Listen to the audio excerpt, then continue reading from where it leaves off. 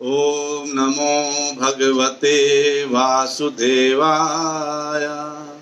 ओम नमो भगवते वासुदेवाय। ओम नमो भगवते वासुदेवाय। नारायणं नमस्कृत्य नरं चैव नरोत्तमं देवीं सरस्वती व्यासं ततो जयमुदीरयेत्। नष्टप्रायेषु अभद्रेषु नित्यं भागवत सेवया भगवती उत्तमा श्लोके भक्तिर्भवति नैष्टिकी।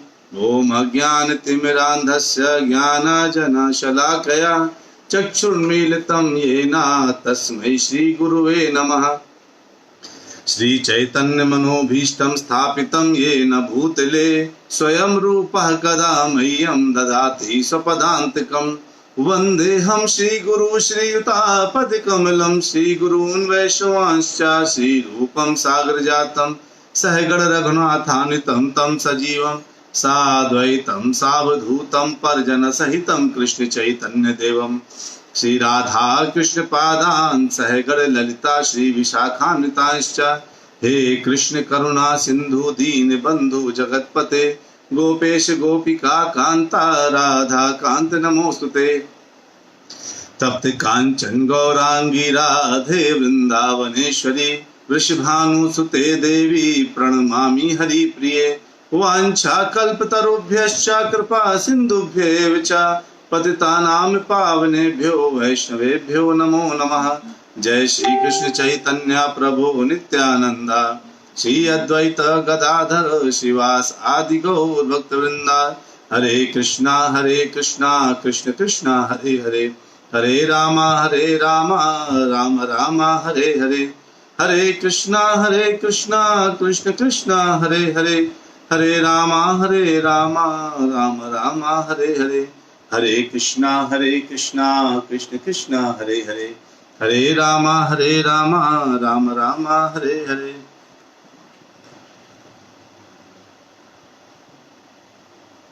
हरे कृष्णा। आप सभी भक्तों का नित्य भागवत कथा में बहुत बहुत स्वागत है। स्काइप पे बैठे हैं, मैं आप सबसे अनुरोध करूंगा कृपया अपना वीडियो ऑन कर लें ताकि मैं आपको देखता रहूं। और फेसबुक में मैं देख नहीं सकता लोगों को, इसलिए आप लोग हैं तो अपने मैसेज के द्वारा अपनी प्रेजेंस बना के रखिए। आज हम लोग अंतिम चरण में हैं स्कंद 2 के अध्याय 7 के, और उम्मीद करते हैं कि आज ये 2 श्लोक खत्म हो जाएंगे तो आज हम लोग एक पड़ाव को पार करेंगे, अध्याय पूरा। देखिए कितना बूंद बूंद से घड़ा भरता है। तो जो है जो ब्रह्मा जी ने नारद जी को पूरा ज्ञान दे रहे हैं, और अभी हम लोग आज कौन श्लोक में 2.7.52 एंड 2.7.53। आज टॉपिक बड़ा अच्छा है, शानदार सा टॉपिक है। अच्छा, फेसबुक में सबको मेरी आवाज क्लियर आ रही ना? ये बस एक बार मुझे मैसेज डाल के बता दीजिए अगर आ रही तो इसमें कहते हैं 2.7.52 में यथा हरौ भगवती नृणाम भक्तिर भविष्यति सर्वात्मन्य खिलाधारे इति संकल्प्य वर्णया। कितना महत्वपूर्ण श्लोक है ना? कहते हैं कृपया तुम इस भगवत विज्ञान का, अब भगवत विज्ञान ये शब्द बहुत जरूरी है। भगवत मतलब भगवान का, ये भी सतत कह सकते ना ब्रह्मा जी, कृपया तुम इस भगवत ज्ञान का, इसमें भगवत विज्ञान शब्द का इस्तेमाल क्यों किया गया है ना? देखिए शास्त्रों को ऐसे ही पढ़ना चाहिए। इसमें अगर ब्रह्मा जी ने कुछ बात बोला है, किसी बड़े गुरु ने कोई बात बोली है, भगवान ने कोई बात बोली है, तो उसमें एक एक शब्द के मतलब होते हैं। बिना मतलब का कोई शब्द नहीं होता। शास्त्रों में एक श्लोक का एक शब्द ऐसा नहीं है जिसमें बिना मतलब के कुछ बोल दिया गया। ब्रह्मा जी बोल रहे हैं कृपया तुम इस भगवत विज्ञान का, मतलब भगवान के प्रति विशेष ज्ञान का, जो मैंने अभी तुमको दिया है। आपको मैंने पूरा ज्ञान पता चला ना पिछले उसमें, भगवान सब चीज के आधार है। और आगे भगवान पिछले श्लोक में हमने देखा था कि इस पूर्ण पुरुषोत्तम है भगवान, है ना? और भगवान के विषय में उन्होंने जो जो बताया है, कितने अवतार हैं, ये सब बताया था ना। तो कहते हैं इस भगवत विज्ञान का संकल्प पूर्वक इस विधि से वर्णन करो। किस विधि से? जिस विधि से मैंने तुमको बतलाया है। अपनी मेंटल स्पेकुलेशन नहीं करना है। कैसे करना है? जिस विधि से मैंने तुमको बतलाया है उसी विधि से तुमको आगे लोगों को बताना है। ठीक है, तो ये होता है। इस तरह से क्या होगा, परंपरा जैसे जैसे आगे बढ़ेगी ये नष्ट नहीं होगा। भगवान कहते हैं ना कि मैंने जैसे जैसे परंपरा बढ़ी, मैंने जो सूर्यदेव को ज्ञान दिया था वो विनष्ट हो गया, इसलिए मैं तुमको अब ये ज्ञान पुनः दे रहा हूं, है ना। लेकिन इसमें जो है भगवान क्या कहते हैं कि कृपया तुम इस भगवत विज्ञान का संकल्प पूर्वक इस विधि से ही वर्णन करो जिस विधि से मैंने तुमको बतलाया। ठीक है, और विज्ञान क्या है? भगवान के विषय में विशेष ज्ञान जो दिव्य ज्ञान कहलाता है। और सेम दिव्य ज्ञान भगवान ने भगवत गीता में भी दे रखा है। कहते हैं जिससे कि सभी मनुष्य प्रत्येक जीव के परमात्मा तथा समस्त शक्तियों के आधार। अब लोग कहेंगे परमात्मा यानी परमात्मा अलग है, भगवान कृष्ण अलग है ना। ऐसा विचार आ सकता है ना। भगवान क्या कहते हैं? सर्वस्व चाहम हृदय सन्निविष्टो। 15.15 ओपन कर लीजिए चाहे तो देखिए, सर्वस्व चाहम हृदय सन्निविष्टो, सबके हृदय में मैं निवास करता हूं। सबके हृदय में मैं निवास करता हूं। भगवान सबके हृदय में निवास करते हैं, इसलिए क्या है? वो परमात्मा है। आप एक बार 10.20 ओपन करिए। 10.20 भगवद गीता सबके पास है। 10.20 ओपन करिए। अपने हाथ में भगवद गीता रखा करिए तो आपको बहुत मजा आएगा पढ़ने में। भगवान क्या कहते हैं? अहम आत्मा गुडाकेशा सर्वभूताशय स्थितः अहम आदश्च मध्यम च भूतानां मंत्र एव च। क्या समझ में आया इसमें? देखिए क्या लिखा है, मैं समस्त जीवों के हृदय में स्थित परमात्मा हूं।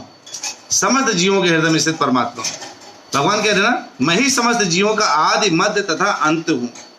यहां क्या बोल रहे हैं ब्रह्मा जी? क्या कहते हैं कि जिससे कि सभी मनुष्य प्रत्येक जीव के परमात्मा तथा समस्त शक्तियों के आधार। यानी अब जो परमात्मा शब्द से हमें कंफ्यूज क्यों नहीं होना है? क्योंकि भगवान क्या कह रहे हैं कि मैं समस्त जीवों क्या हृदय में किसे आसीन हूं? परमात्मा के रूप में आसीन हूं। तो इधर जो है तो भगवान इस श्लोक में आप लिख सकते हैं 10.20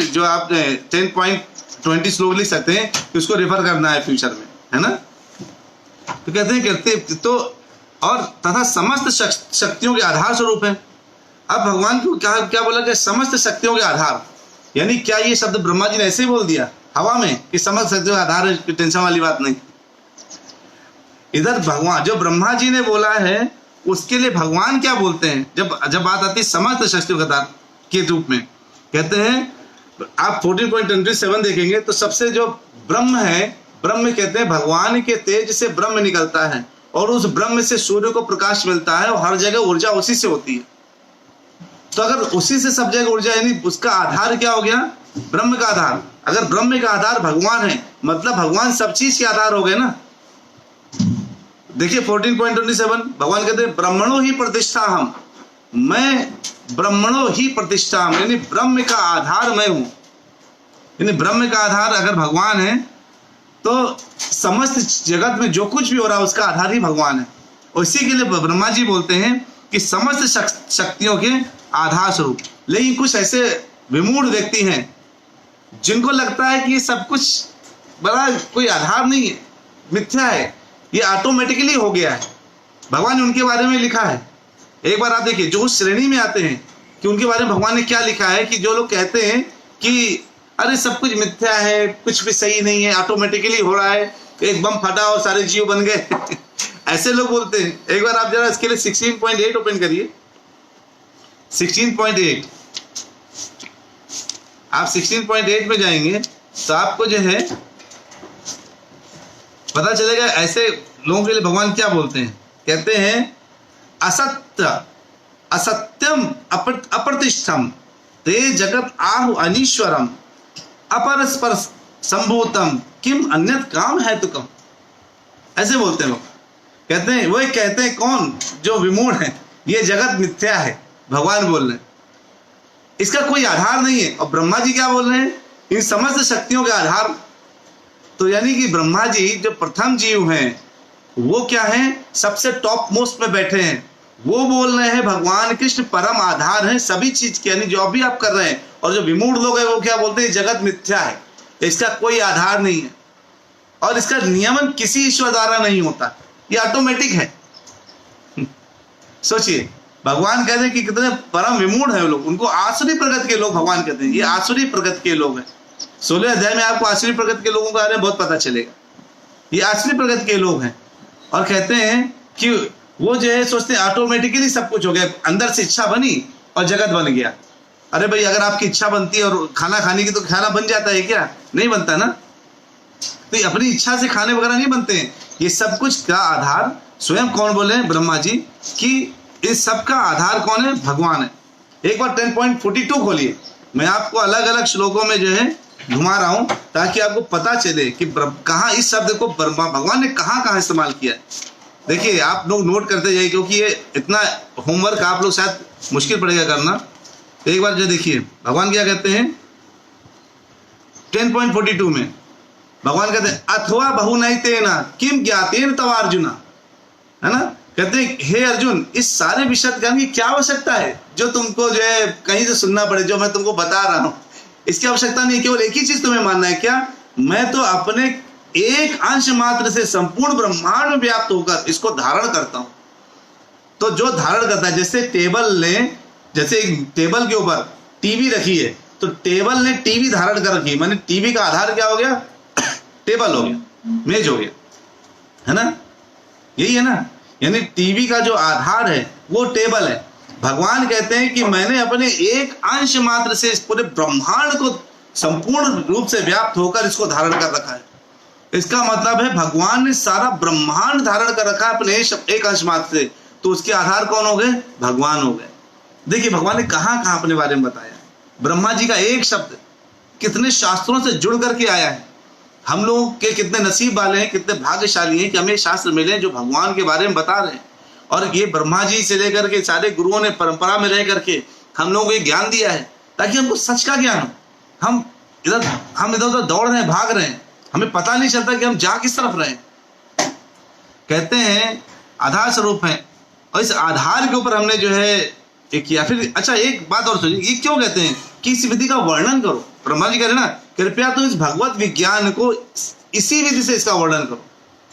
वर्णन करने से क्या फायदा होगा भाई? अब मुझे पता, मान लीजिए जैसे आपको ज्ञान मिल गया, अब इससे करने से भगवान कृष्ण है, अब मुझे वर्णन करना क्या? अपना जो बैठ करके जपा करिए, बढ़िया शास्त्रों को पढ़िए, भगवान आप जान गए हैं, आराम से बैठ के। भगवान जी ब्रह्मा जी में नहीं करें कि तुम नहीं नारद, अब तुमने सुन लिया, अब तुम जंगल चले जाओ और जाए, ऐसा भगवान नहीं बोलते, ब्रह्मा जी नहीं बोल रहे हैं। भगवान भी ऐसा नहीं बोलते किसी को तुम जंगल चले जाओ। और यहाँ क्या बोल रहे हैं कि तुम सबको ये बात बताओ, इसी विधि से बताओ।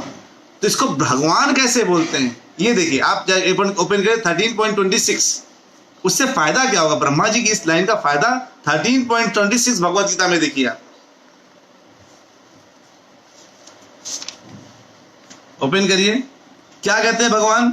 अन्ये त्वैवम जानन्तः श्रुत्वान्येभ्य उपासते तेऽपि चाति तरन्तेभ्यः मृत्युम श्रुतिपरायणः। ऐसे भी कुछ लोग हैं जिनको आध्यात्मिक ज्ञान से वो अवगत नहीं है, जानते नहीं बेचारे। भगवान कह रहे हैं कुछ लोग हैं जो आध्यात्मिक ज्ञान नहीं जानते कि क्या अध्यात्म है, ये भौतिक है, क्या अध्यात्म है, क्या अच्छा, उनको नहीं पता। भगवान कह रहे हैं नहीं होते, अन्यों से यानी परम पुरुष के विषय में सुनकर उनकी पूजा करने लगते हैं। इसलिए नारद जी बोल रहे हैं कि तुम ऐसे ही बोलो, ऐसे ही सुनाओ, क्योंकि तुमसे सुन करके लोग क्या करेंगे? जब तुमसे सुनेंगे तो इस चीज को लोग क्या करेंगे? उनको पता नहीं बेचारों को अध्यात्म क्या है, आध्यात्मिक जगत क्या है, आध्यात्मिक विषय क्या है, नहीं जानते। तो कहते हैं भगवान अन्य तो मजानंता, लोगों को जो है लोगों से सुन करके वो अवगत हो जाते हैं और परम पुरुष की पूजा करने लगते हैं। तो जो है, और कहते हैं जो ये लोग कैसा करते हैं, ये लोग भी प्रामाणिक पुरुषों से श्रवण करने की मनोवृत्ति होने का जन्म मृत्यु के पथ को पार कर जाते हैं। आप सोचिए कितना बड़ा कल्याण करेंगे अगर जो ब्रह्मा जी की इस लाइन को सुनेंगे, अगर आप समझेंगे तो आपको क्या लगेगा? कितना बड़ा कल्याण कर दिया आपने लोगों को। मान लीजिए किसी को आध्यात्मिक विषय में नॉलेज नहीं है, ज्ञान नहीं है, और आपने उसी विधि से, जिस विधि से ब्रह्मा जी बता रहे हैं, उसी विधि से आपने भी लोगों को बताया, कि देखो भगवान हैं, उनके अवतार हैं, वो ऐसा ऐसा कर सकते हैं, उनमें एक क्षमता है, वो सब कारण के कारण है। जो भी तुम्हारे साथ सही हो रहा है, गलत हो रहा है, जो भी हो रहा है, सबके कारण भगवान है। उसको हंसते हंसते लो, क्योंकि भगवान ही तुम्हें सब कुछ दे रहे हैं।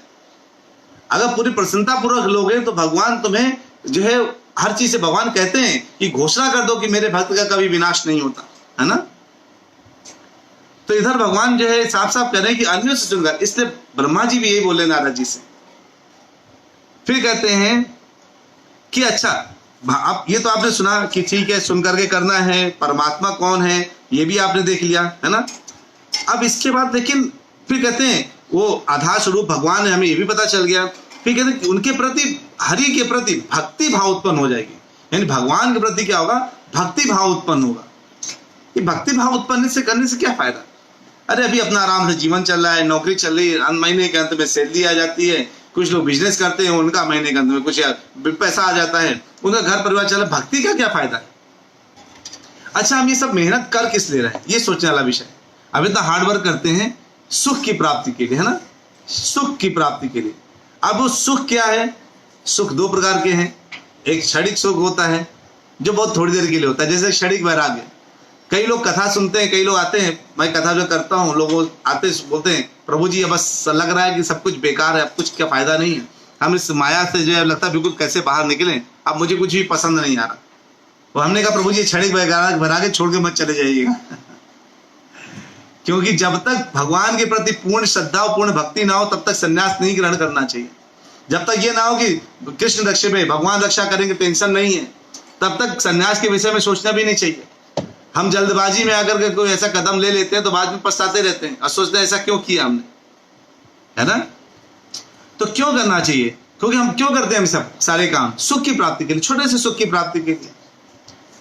अब हम सुख की प्राप्ति के लिए कार्य कर रहे हैं, लेकिन भगवान क्या कह रहे हैं कि तुम्हें कि भक्ति, ये ब्रह्मा जी ने बोला वो भक्ति में लग जाएगा ताकि उसको सुख मिलेगा, लेकिन भगवान क्या कह रहे हैं, सुख कैसे मिलेगा, आज की स्थिति में क्या प्रॉब्लम है, उस चीज को भगवान बता रहे हैं कि 2.66 में आइए एक बार। 2.66 ओपन करिए, 2.66। पुनीति माता जी आज आप श्लोकों को डाल नहीं रही हैं इसमें, आप पहले थोड़ा डाल दिया करिए, लोगों के रेफरेंस में हो जाएगा। जो लोग के पास भगवद गीता नहीं है, आप लोग डालने लगे तो मेरी आदत पड़ गई उधर देखने की एक बार 2.66 ओपन करिए और उसमें आप लोग देखिए क्या कहते हैं, नास्ति बुद्धिर युक्तस्य च न चायुक्तस्य भावना न चा भावयता शांतिर शांतस्य कुतः सुखम, है ना। कहते हैं किसी भी व्यक्ति की क्या है, बुद्धि आजकल स्थिर नहीं है। वो सोचता है अरे ये करने से मुझे ये मिल जाएगा, इतना पैसा कमाने से मुझे उतना मिल जाएगा, मैं ये काम करके करूंगा तो मुझे इतने इंद्रिय सुख मिलेंगे, इतने भोग और भोग सकता हूँ। वो लगातार व्यक्ति यही सोचता रहता है। भगवान कहते हैं उसकी ना तो बुद्धि दिव्य होती, ना ही मन स्थिर होता है। जब मन स्थिर नहीं है, कमा रहा है, नौकरी कर रहा है, लेकिन उसको लग रहा है इसमें नौकरी मजा नहीं आ रहा, अब दूसरी नौकरी ढूंढता हूँ, अब उसमें मजा नहीं आ रहा, वो करता हूँ, इसमें मजा नहीं, वो लगातार मजा ही ढूंढता रहता है और सुख ढूंढते ढूंढते अंत में दुखी मर जाता है, दुखी होकर मर जाता है ना। चीजें बुझा रहे कहाँ प्रभु जी, देखिए आजकल नौकरी भी नहीं है, पैसा भी नहीं है, आजकल जो कोरोना हर जगह फैला हुआ है, अब तो कोई ब्लैक फंगस भी आ गया है जो सबकी जान लेने में लगा हुआ है। ऐसे ऐसे लोग विषय में बातें करते हैं क्योंकि निगेटिविटी, मन लगातार क्या है, अस्थिर मन है ना, भटक रहा है चारों तरफ। तो भगवान कहते हैं तुम कमा रहे हो, खूब मेहनत कर रहे हो, गर्दभों की तरह लगे हुए हो, लेकिन जब तक ये मन नहीं होगा, बिना शांति की मन जब तक स्थिर नहीं होगा, और स्थिर मन के बिना शांति की कोई संभावना नहीं है। मन भटकता रहेगा, यहाँ कभी ये कभी वो, भटकता रह रहा है। और जब मन भटकता रहा है तो कहते कुतः सुखम, अगर शांति नहीं है तो सुख कहाँ है। हमने अपने और सुख के बीच में शांति को गायब कर दिया है सबसे पहले मन शांत होना चाहिए, तब जाके सुख प्राप्त होगा। भगवान कहते तुम चिंता ना करो, तुमको क्या, तुम इतनी मेहनत कर रहे हो ताकि तुम्हें कोई दुख ना हो। 2.65 पढ़िए, उसी के पहला वाला श्लोक। कहते हैं प्रसादे सर्व दुखा नाम, है ना, कि जो है भगवान की अगर कृपा होती है, प्रसादे मतलब भगवान प्रसन्न होते हैं जब हमसे, जब विशेष प्रकार की भगवान की कृपा हमारे ऊपर होती है, प्रसादे भगवान खुश होते हैं। सर्व दुखा नाम, जितने दुख हैं, तीनों प्रकार के, तीन ताप होते हैं ना, तो आदि भौतिक, आदि दैविक, आध्यात्मिक, ये तीन प्रकार के कष्ट हैं जो व्यक्ति को होते हैं। कोई दूसरे द्वारा दिया कष्ट होता है, कोई खुद के द्वारा बीमार हो जाता है व्यक्ति, बुखार आता है, बीपी शुगर पेशेंट हो जाता है, आंधी तूफान आता रहता है, कोरोना जैसे वायरस आते रहते हैं, ये सब प्रकार के ताप हैं। भगवान कहते हैं प्रसाद है सर्व दुखा नाम, अगर भगवान प्रसन्न हो गए सर्व दुखा नाम हानिरस्योपजायते, सब के सब चले जाते, भाग जाते हैं, यानी तीनों प्रकार के ताप नष्ट हो जाते हैं, है ना। तो सोचिए भगवान ने कितनी बड़ी बात बोल रहे हैं। हम क्या कर रहे हैं, भगवान को छोड़ दिया और सुख के पीछे भाग रहे हैं, और सुख के पीछे भाग रहे हैं लेकिन सुख मिल नहीं रहा, अंत में दुखी होकर मर जाते हैं क्योंकि सुख मिलता ही नहीं है। अब ब्रह्मा जी क्या बोल रहे हैं कि देखो भगवान को लोग जान जाए, ऐसे बताओ सबको कि भगवान को जान जाए कि भगवान ही आधार स्वरूप है, हर चीज का कारण भगवान है, इसलिए भगवान की भक्ति करने के अलावा कोई दूसरा अन्य कारण नहीं होना चाहिए। लोगों को भगवान की भक्ति करना चाहिए, और भक्ति करने से क्या होगा, लोगों को जो है शांति मिलेगी, और शांति से सुख प्राप्त होगा, मन स्थिर होगा, है ना। 2.71 खोलिए, उसी में 2-3 श्लोक बाद भगवान क्या कहते हैं इसमें कि जिस व्यक्ति की इंद्रिय तृप्ति की समस्त इच्छाओं का परित्याग कर दिया। अब लोग क्या कर रहे हैं, लोग सोचते हैं मैं इंद्रिय तृप्ति भी करता रहूं और सुखी बना रहा हूं, इंद्रिय भोगता रहूं और सुखी बना रहा हूं। भगवान ने सुखी, हमारा जो विषय था सोचने का, क्योंकि हमने मैनुअल इस्तेमाल नहीं किया ना, तो हमको बचपन से बताया गया नौकरी करोगे तो सुखी रहोगे, अच्छी पढ़ाई करोगे तो सुखी रहोगे, शादी करोगे तो सुखी रहोगे, बच्चे हो जाएंगे तो सुखी रहोगे, है ना, यही सब बताते गए ना बचपन से। और जब भगवान क्या करें, अरे इंद्रिय तृप्ति से नौकरी नहीं करोगे तो सुखी रहोगे कहने का मतलब ये कि इंद्रिय तृप्ति की समस्त इच्छाओं का परित्याग करें। अगर आप नौकरी में हैं उसके बाद भी अगर आपके अंदर उसको भोगने की इच्छा नहीं है, कर्म फल का परित्याग करके आप कर्म कर सकते हैं, तो आप कर्म के बंधन में नहीं बनेंगे। वही कर्म बांध देता है, वही कर्म मुक्त कर देता है। तो कर्म के बंधन से मुक्ति अगर चाहिए, अगर मुक्ति होना है तो क्या करना पड़ेगा, कर्म के बंधन से अगर मुक्त होना है तो ऐसा कर्म करना पड़ेगा जो भगवान जो हमें मुक्त कर सके। और इधर क्या बोले, समस्त इच्छाओं का परित्याग कर दिया जाता है, जो समस्त इच्छाओं से रहित है और जिसे सारी ममता त्याग दी है और जो अहंकार से रहित है, वो वास्तव में शांति प्राप्त कर सकता है। और भगवान क्या कहते हैं, विदाउट शांति कुतः सुखम, जब शांति नहीं तो सुख कहाँ है। और शांति का माध्यम ये है, ना कि सुख की तलाश। तो इसलिए आप लोगों के लिए 2.71, 2.69, 2.68 ये सब जो 2.68, 2.67 ये सारे श्लोक बहुत महत्वपूर्ण श्लोक हैं। इन श्लोकों को पकड़ लीजिए 66, ताकि इन श्लोकों में रहकर के आप क्या कर सकते हैं, आप एक एक श्लोक को भूल को अच्छे से जान सकते हैं। तो फिर इसके बाद जो है हमने ये देखा, और भगवान समस्त कारणों के कारण इस चीज को हम देख सकते हैं। 10.8 में भगवान ने बोला है, अहम सर्वस्व प्रभु, मैं समस्त विषयों का कारण हूँ, जो भी उत्पन्न है जो भी आता है उस सबका मैं कारण हूँ। तो भगवान ने भगवद गीता में बहुत जगह इन बातों को लिखा है जो ब्रह्मा जी ने इस श्लोक में लिखा है। ठीक है, अब अगला श्लोक पढ़ते हैं, लास्ट श्लोक इस चैप्टर का 2.7.53, माया वर्णयतो मुष्य ईश्वरस्यानुमोदतः श्रवणतः शुद्धया नित्यं माययात्मानमुह्यति। विभिन्न शक्तियों से संबंधित भगवान के कार्यकलापों का वर्णन, यानी अब क्या है, भगवान तो विभिन्न शक्तियों से हैं, वो तो हमने पीछे देख लिया। अब उनका जो वर्णन है, कैसे उनकी प्रशंसा तथा उनका श्रवण परमेश्वर की शिक्षा के अनुसार करना चाहिए। यानी अब आपने जब सुन लिया है, जैसे आप सब ने सुन लिया, अब जब किसी को फोन करिएगा तो कैसे करेंगे, आपस से परस्पर बातें करना चाहिए। एक बार 10.9 ओपन करिए। 10.9 भगवान क्या कहते हैं सुनिए इस विषय में। 10.9 देखिए एक बार, क्या कहते हैं, मच्चित्ता मदत प्राणा बोधयंता परस्परम, आपस में बोधयंता मतलब इस ज्ञान को जो आप लोग सीख रहे हैं आपस में चर्चा करनी चाहिए। मेरे शुद्ध भक्त मेरे विचार मुझे वास करते हैं, यानी भगवान जो कहते हैं मेरे शुद्ध भक्त है ना, वो जो विचार करते हैं वो मैं समझता हूँ, और उनके जीवन मेरी सेवा में अर्पित रहते हैं, वो एक दूसरे को ज्ञान प्रदान करते हैं। यही बात लिखा है। उनकी प्रशंसा ब्रह्मा जी, उनकी प्रशंसा तथा उनका श्रवण परमेश्वर की शिक्षाओं के अनुसार होना चाहिए। अब आपने शिक्षा प्राप्त करी, भगवान के इतने अवतार हैं, भगवान की लीलाएं करते हैं, भगवान का युगा अवतार, लीला अवतार, गुणा अवतार, नाना प्रकार के अवतार हैं। ये सब जो अवतार हैं आपस में इस विषय अवतारों के विषय में बात करिए, लीलाओं के विषय में बात करिए। जब ये कहते हैं जो एक दूसरे को ऐसे विषय में बातें करते हैं और क्या कहते हैं, परम सदे कथयंतश्च माम नित्यम, तुष्यंति च रमन्ति, तत्तुष्यंति संतुष्ट रहते हैं और भ्रमण करते रहते हैं, रमण करते रहते हैं, बहुत आनंद का अनुभव करते हैं।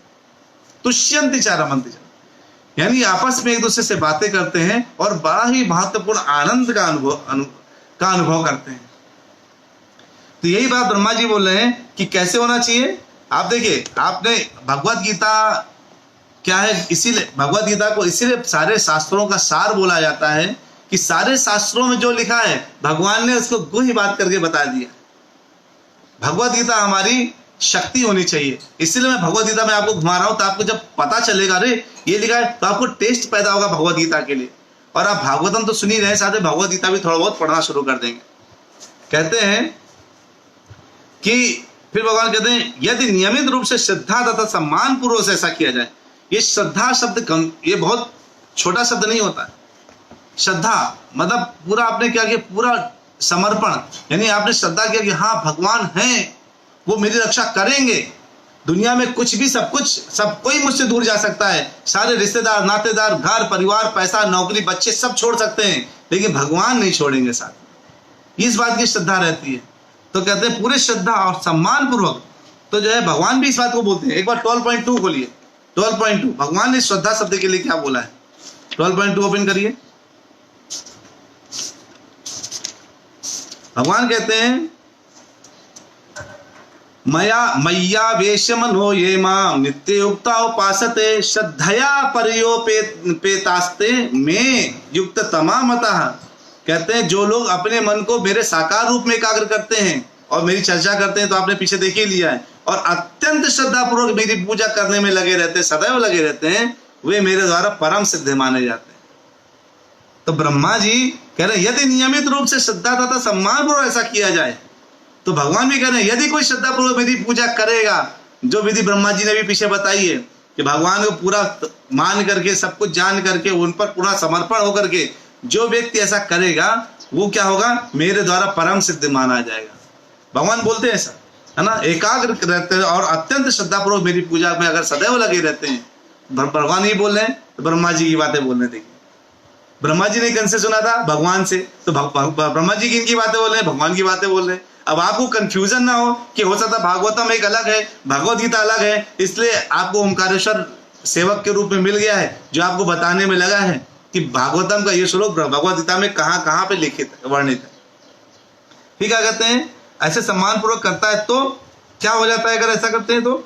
और महिमा की जी लीला की बात करें, उनकी प्रशंसा तथा उनका श्रवण, एक बार आप 9.14 में खोलिए, आपको सारा भगवत गीता में जहां जहां निचोड़ निकाल के दे देता हूं सार, ताकि आपको बिल्कुल इस श्लोक का सार मिल जाए हर जगह। 9.14 ओपन करिए।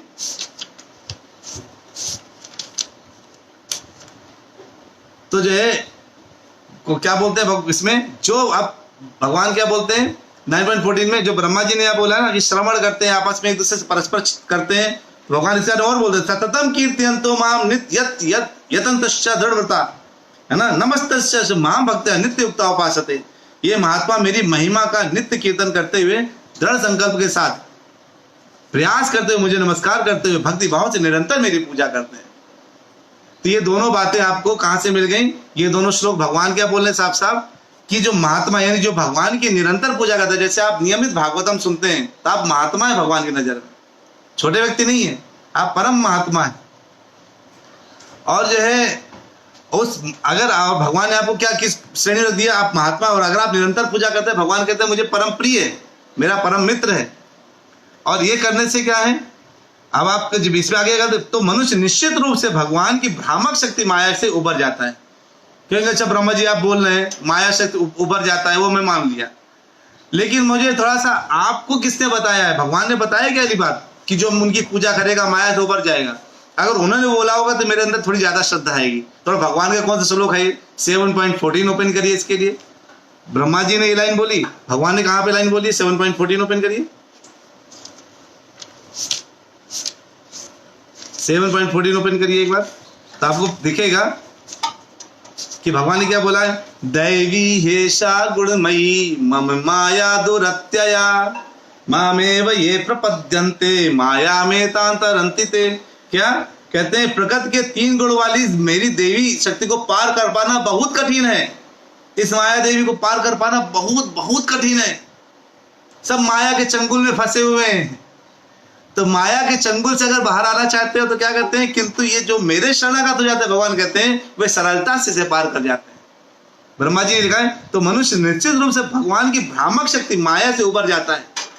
इसी बात को भगवान क्या बोल रहे हैं कि अगर कोई मेरी लगातार भक्ति करता है, पूजा करता है, श्रद्धा के साथ लगा रहता है, आपस में परस्पर में एक दूसरे से बातें करता है, दूसरों को ज्ञान देता है, उनसे ज्ञान सुनता है, भागवतम सुनता है डेली आधे घंटे की जो सुन रहे हैं आप भगवत गीता पढ़ता है, घर में जपा करता है, भगवान का नाम लेता है और निरंतर सारे कार्यों को भगवान को समर्पित कर देता है, तो भगवान क्या कहते हैं, प्रकृति के 3 गुणों वाली जो भयंकर शक्ति है इसको पार कर पाना बहुत कठिन है, बहुत कठिन है। इसको पार कर पाना तो आसान नहीं है, लेकिन जो मेरे शरणागत हो जाते हैं उनको वो सरलता से पार कर जाते हैं। तो जैसे जैसे ये माया कैसी है, पूरे समुद्र, बड़ा समुद्र की तरह है, उसको पार कर पाना कितना मुश्किल है। सोचिए, हम लोग हनुमान तो है नहीं कि एक छलांग लगाए और 100 योजन दूर गिरे जाकर के। हमको तो हमारे कदम बहुत छोटे हैं, तो हमको कोई सरल माध्यम चाहिए, सिंपल तरीका। वो क्या है, भगवान का नाम, भगवान की श्रद्धा से पूजा, भगवान का जप, ये सब। तो हमारे लिए जो गाय के बछड़े के खुर के बराबर जो है ना, ये जो पूरा भव सागर है, भगवान गाय के बछड़े का जो खुर है, पैर के बराबर जो गड्ढा होता है ना, उतना छोटा दिखने लगता है, आराम से आप छलांग मार सकते हैं। ये था 2 श्लोकों में इतना गहराई छुपी थी।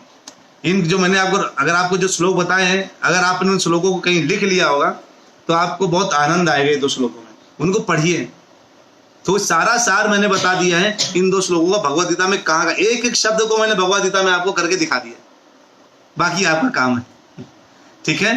तो बहुत अच्छा रहा आज के दिन, आप सबको बधाई हो, आपने 7वां अध्याय भी खत्म कर दिया है और बहुत उत्तम तरीके से खत्म किया है। जल्दीबाजी में नहीं है हम लोग, कोई जल्दी नहीं जिंदगी में क्योंकि अगर हमने पढ़ ले लिया है कि भागवतम को खत्म करे बगैर हम जो है सुकून से नहीं बैठेंगे। आपने सुनने के लिए सुन लिया कि अब पूरा भागवतम सुनने को मिल रहा है, तो पूरा सुन के रहेंगे, तो भगवान भी सोचेंगे पहले इसका भागवतम पूरा हो जाए, तो फिर इसको बीमार करेंगे, इसको कुछ और तकलीफ देंगे, अपन इसको भागवतम पूरा कर लें तो मेरे विषय में सुन रहा है, इसलिए नियमित सुनते रहिए।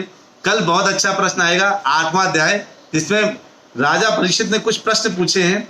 वो प्रश्न क्या है, उनके क्या मतलब आगे होंगे, उनके जरिए क्या क्या मिलने वाले हैं।